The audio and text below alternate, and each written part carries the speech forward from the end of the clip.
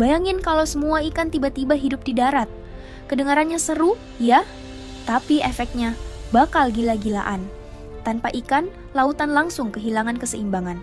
Plankton dan ganggang tumbuh tanpa kontrol, air laut berubah hijau pekat, bau, bahkan beracun. Oksigen laut turun, iklim kacau, dan suhu bumi bisa naik drastis karena laut nggak lagi nyerap karbon. Sementara di darat, hampir semua ikan nggak bakal bertahan. Insang mereka kering, tubuh dehidrasi, cuma sedikit yang bisa berevolusi jadi mirip amfibi purba. Jadi kalau ikan hidup di darat, laut bakal mati, dan bumi perlahan kehilangan napasnya sendiri.